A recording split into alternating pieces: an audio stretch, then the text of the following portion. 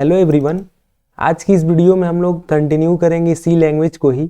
इससे पहले वाले सीरीज़ में हम लोगों ने सी लैंग्वेज में बहुत सारी चीज़ों को जान लिया था और कुछ मैसेज भी प्रिंट कराया था, लेकिन एक बार फिर से हम लोग स्टार्टिंग से देखेंगे और थोड़ा सा डीप लेवल में देखेंगे, अच्छे लेवल से देखेंगे, काफ़ी सारी नई चीज़ों को सीखेंगे। तो आइए स्टार्ट करते हैं। तो मैं जो इससे पहले वाली प्रोग्राम में आप सभी को बताया था, हम लोग यूज करते थे टर्बो सी को अपने सी प्रोग्राम को रन कराने के लिए। अभी हम लोग एक नया सॉफ्टवेयर यूज कर रहे हैं जिसका नाम है देव सी प्लस प्लस, और इसमें काफ़ी इफेक्टिव तरीके से कोड लिखा जाता है और काम दोनों का एक ही है। तो आइए इसी में हम लोग कोड करेंगे, लेकिन उससे पहले कुछ चीज़ों के बारे में हमें जानना है, क्लियर करना है। तो हम लोग सभी लोग जानते हैं कि सी का प्रोग्राम लिखने से पहले हम लोग कुछ उसका स्ट्रक्चर बनाते हैं, कुछ हेडर फाइल देते हैं, कुछ फंक्शन वहाँ पे दिखाते हैं और अपने मैसेज को प्रिंट कराते हैं। इसी तरीके से हम लोग आगे कंटिन्यू बढ़ते जाएंगे। तो आइए एक प्रोग्राम रन करते हैं, उसके बाद देखेंगे क्या प्रॉब्लम आती है, उसको सॉल्व करेंगे। तो सबसे पहले मैं यहाँ पे लिखता हूँ नोटपैड में प्रिंटफ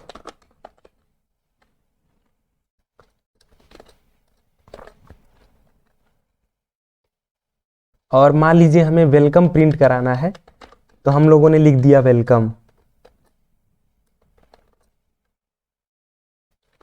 कुछ इस तरीके से हम लोग वेलकम को प्रिंट कराने के लिए लिखते हैं सी के प्रोग्राम में। तो आइए इसको देव सी प्लस प्लस में हम लोग अचीव करते हैं। तो फाइल पे जाते हैं, न्यू और सोर्स फाइल, और यहाँ से मैं लिखता हूँ, सिंपली स्टार्ट करते हैं हम लोग अपने प्रोग्राम को लिखने के लिए। तो सबसे पहले हम लोग लिखते हैं हेडर फाइल को इंक्लूड stdio.h। उसके बाद हम लोग लगाते हैं int मेन या void मेन। उसके बाद हम लोग यहाँ पे पैरेंथेसिस लगाते हैं और सिंपली हम लोग क्या करेंगे,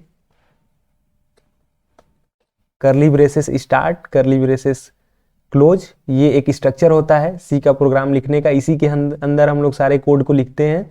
तो मान लीजिए हम लोग वेलकम प्रिंट कराना चाहते हैं, तो मैं यहाँ पे लिखता हूँ सिंपली प्रिंटफ, और प्रिंटफ के डबल कोट्स में हम लोग लिखते हैं वेलकम। ये हमारा प्रोग्राम है। Include stdio.h। यहाँ पे हैज इंक्लूड जो है ये प्री प्रोसेसर डायरेक्टिव है, इसे प्री प्रोसेसर डायरेक्टिव बोला जाता है। stdio.h हेडर फाइल है। void एक कीवर्ड होता है। हमारे पास सी लैंग्वेज में 32 कीवर्ड अवेलेबल हैं। समय के साथ हम लोग देखते जाएंगे, आगे पढ़ेंगे और भी कीवर्ड का मतलब क्या काम है, किस तरीके से यूज करते हैं। बाकी अभी के लिए हम लोग इतना समझेंगे कि void जो है वो एक कीवर्ड है, मेन जो है वो फंक्शन है, ये कर्ली ब्रेसेस है, और किसी भी मैसेज को सी लैंग्वेज में प्रिंट कराने के लिए हम लोग प्रिंटफ को यूज करते हैं, प्रिंटफ फंक्शन को यूज करते हैं।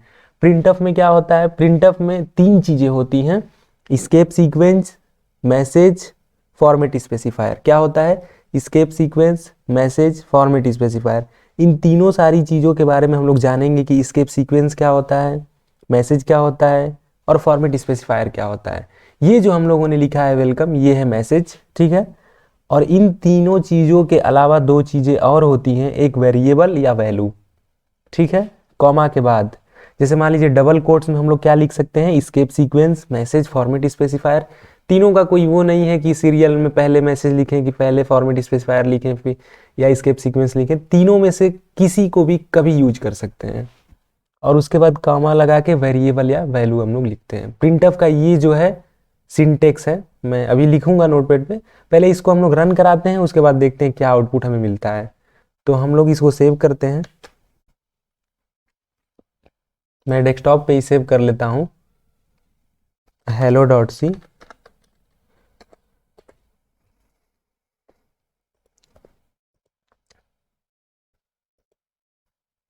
और मैं यहाँ पे एग्जीक्यूट पे जाता हूँ, compile and run.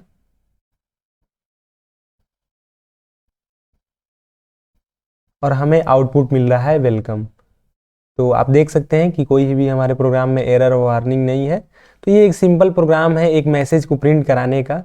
Include stdio.h क्या है, पहले हैज इंक्लूड हम लोग जानेंगे। प्री प्रोसेसर डायरेक्टिव बोला जाता है इसे। stdio.h क्या है, ये हेडर फाइल है। void क्या है, कीवर्ड है। मेन क्या है, फंक्शन है। मेन के बाद पैरेंथेसिस लगा है, उसके बाद करली ब्रेसेस है। इसके अंदर हम लोगों ने प्रिंटफ फंक्शन को इस्तेमाल किया है और प्रिंटफ फंक्शन के अंदर में हम लोगों ने एक मैसेज पास किया है जिसका नाम हम लोगों ने लिखा है वेलकम। फिर यहाँ पे हम लोगों ने सेमी कॉलम लगाया है और यहाँ पे जो प्रिंटफ है इसके अंदर 3 चीज़ें होती हैं। क्या होता है, एस्केप सीक्वेंस होता है, मैसेज होता है, फॉर्मेट स्पेसिफायर होता है। 3 चीज़ें होती हैं और इसके बाद वेरिएबल या वैल्यू होता है। ठीक है,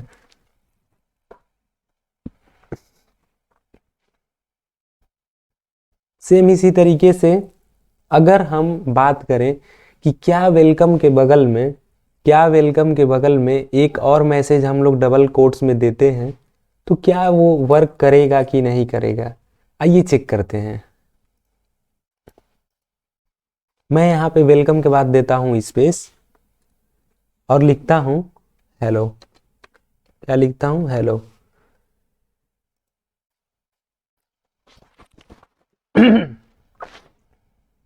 तो हम लोग यहाँ पे वाइड मेन लिखे हैं, इसके बाद प्रिंटफ फंक्शन यूज किए हैं और वेलकम लिखे हैं। वेलकम के बाद स्पेस लिखे हैं और इसके बाद हेलो लिखे हैं। अब यहाँ पे हम लोगों ने ये सेमी कॉलन लगाया है। आइए चेक करते हैं कि इसमें क्या प्रॉब्लम आती है, रन करता है कि नहीं। सेव करते हैं और एग्जीक्यूट करते हैं।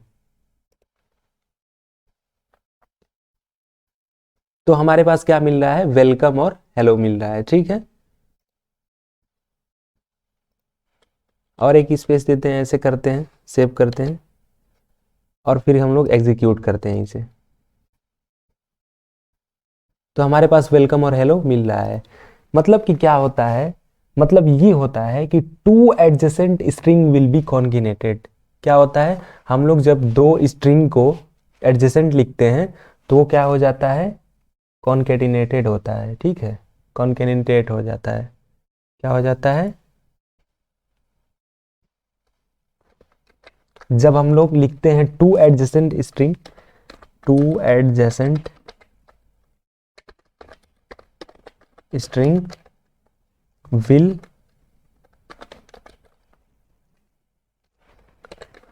कॉन्केटिनेटेड। तो यहाँ पे हम लोग इसमें 2 मैसेज भी प्रिंट करा सकते हैं इस स्ट्रिंग के फॉर्मेट में, अगर हम लोग इस तरीके से लिखते हैं तो। बाकी आइए कुछ और चीज़ों पे हम लोग आगे बढ़ते हैं। तो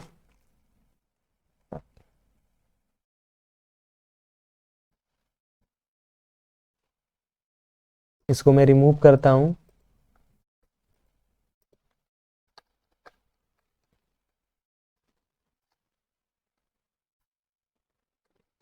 एक और हम लोग टेस्टिंग करते हैं।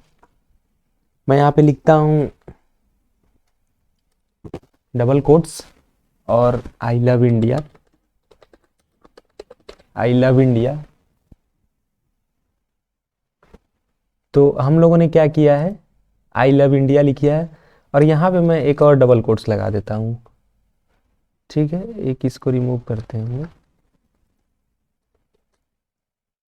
कुछ इस तरीके से। आई लव इंडिया हम लोगों ने लिख दिया है। देखिए हम लोग करना क्या चाहते हैं, मान लीजिए आप सभी लोगों ने ये सोचा कि जैसे हम लोगों को कुछ भी प्रिंट कराना है तो डबल कोट्स में लिखते ही हैं।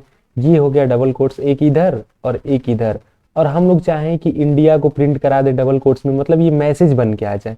तो यहाँ पे हमें एरर मिलेगा। क्या मिलेगा, बिफोर इंडिया के पहले एरर हमें मिलेगा। आइए इसे सेव करते हैं और चेक करते हैं क्या प्रॉब्लम आ रही है। देखिए क्या एरर मिला, एरर एक्सपेक्टेड बिफोर इंडिया। ठीक है, तो ये एरर हो जाएगा। तो इस तरीके से हम लोग यूज नहीं कर सकते हैं। ठीक है, तो हमें अगर 2 मैसेज को प्रिंट कराना है तो हमें 2 एडजेसेंट स्ट्रिंग लिखना होगा, तभी हम लोग मैसेज को प्रिंट करा सकते हैं। ठीक है, अब यहाँ पे हम लोग कुछ और सारी चीज़ों के बारे में जानेंगे।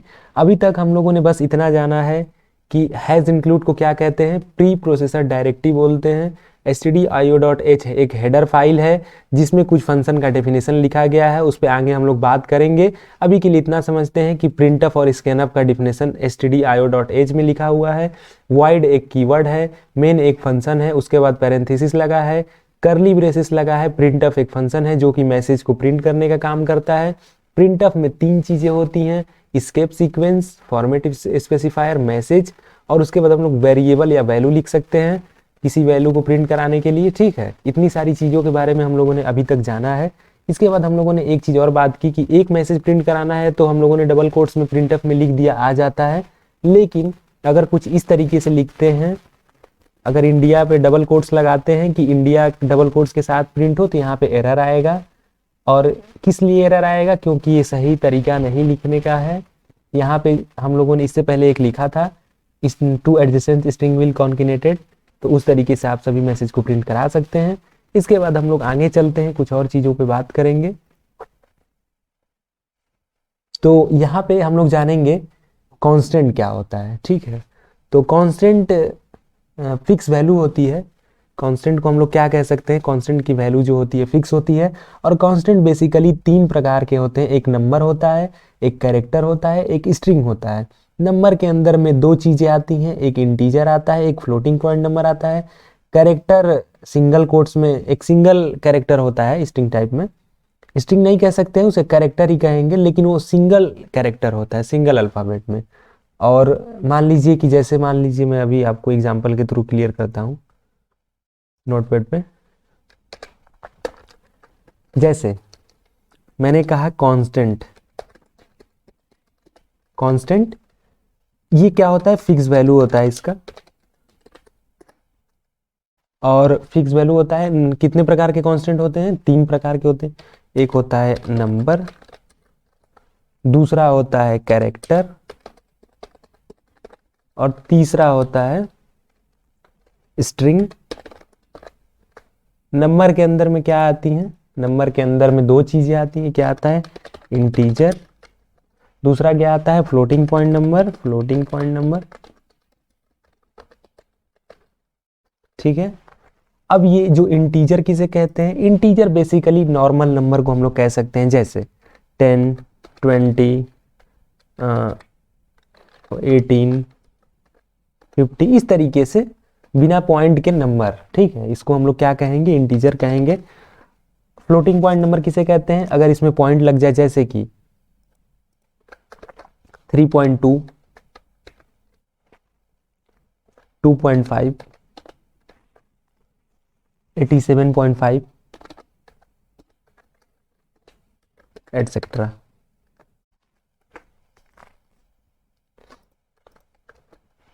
और कैरेक्टर में सिंगल कैरेक्टर होता है, जैसे कि मान लीजिए मैंने लिख दिया डी, ये सिंगल कोट्स में होता है, इसको ध्यान देना है आप सभी को।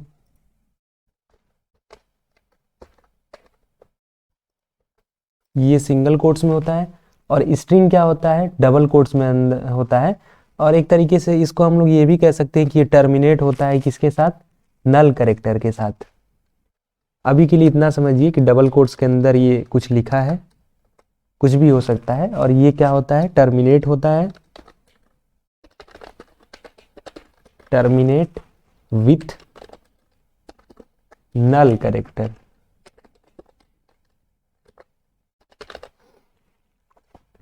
नल कैरेक्टर क्या होता है? नल कैरेक्टर को हम लोग कुछ इस तरीके से लिख सकते हैं। नल कैरेक्टर को हम लोग कुछ इस तरीके से लिख सकते हैं, ये सिंगल कोट्स में पूरा रहेगा, जैसे कि कुछ इस तरीके से। ये क्या है? हमारा नल कैरेक्टर है।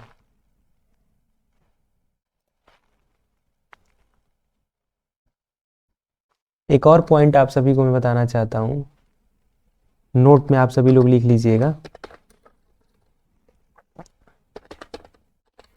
Return type of printf, return type of printf is INT. क्या होता है? प्रिंटफ का जो रिटर्न टाइप होता है इज आईएनटी होता है। डिनोट क्या करता है? Denotes number of character printed, number of character printed. क्या होता है? रिटर्न टाइप ऑफ प्रिंटफ क्या होता है? आईएनटी होता है, डिनोट करता है नंबर ऑफ कैरेक्टर प्रिंटेड। ये सारी चीज़ें हम लोगों ने अभी तक जाना है। और अभी एक प्रोग्राम रन कराया था जो कि सिंपली प्रिंटफ में हम लोगों ने मैसेज रख के ये प्रिंट कराया है कि किस तरीके से हम लोग किसी मैसेज को प्रिंट करा सकते हैं। और 3 चीज़ें हम लोगों ने जाना है, एस्केप सीक्वेंस, फॉर्मेट स्पेसिफायर और मैसेज। मैसेज ये जो हम लोगों ने लिखा था जैसे कि हेलो वेलकम, इस तरीके से जो भी हम लोगों ने लिखा था। और 3 चीज़ों के बारे में हम लोग जान गए हैं, एस्केप सीक्वेंस, फॉर्मेट स्पेसिफायर और मैसेज। लेकिन हमें ये नहीं पता है कि तीनों होते क्या हैं। मैसेज तो पता है कि सिंपल मैसेज हम लोग लिख देते हैं, लेकिन एस्केप सीक्वेंस क्या होता है? एस्केप सीक्वेंस बेसिकली सी लैंग्वेज में क्या है, हम लोग /n और /t और /डबल कोट्स और /सिंगल कोट्स के हिसाब से पहचानते हैं। जैसे कि मैं दिखा देता हूँ आप सभी को, /, forward slash, n /t /double quotes /single quotes. ये 4 हमारे पास क्या हैं? ये 4 हमारे पास एस्केप सीक्वेंस है। ये करते क्या हैं? ये आप सभी को पता होना चाहिए क्या करते हैं। बेसिकली ये स्पेस देने के लिए यूज किए जाते हैं। स्पेस देना है, टाइप स्पेस देना है, या किसी मैसेज में आपको ये लगाना है, डबल कोट्स के साथ प्रिंट करना है, सिंगल कोट्स के साथ प्रिंट करना है, तो ये यूज किए जाते हैं। इसका हम लोग यूज भी करके देखेंगे अभी। तो बेसिकली हम लोगों ने इतनी सारी चीज़ों के बारे में जान लिया है। और इसके बाद हम लोग क्या जानेंगे? इसके बाद हम लोग जानेंगे फ्लो कंट्रोल स्टेटमेंट के बारे में। हम लोग क्या जानेंगे? फ्लो कंट्रोल स्टेटमेंट के बारे में जानेंगे। फ्लो कंट्रोल स्टेटमेंट क्या होता है? फ्लो कंट्रोल स्टेटमेंट क्या होता है? फ्लो कंट्रोल स्टेटमेंट 2 प्रकार के होते हैं। एक होता है ब्रांचिंग, एक होता है लूपिंग। ब्रांचिंग के अंदर 2 चीज़ें आती हैं, एक कंडीशनल, एक अनकंडीशनल। कंडीशनल के अंदर if else, else if ladder, nested if और स्विच केस आता है। अनकंडीशनल के अंदर ब्रेक और कंटिन्यू और गो टू, 3 चीज़ें आती हैं। ध्यान से एक बार और सुनिएगा। हम लोग इसके बाद जानेंगे flow control statement. Flow control statement में 2 चीज़ें होती हैं, ब्रांचिंग और लूपिंग।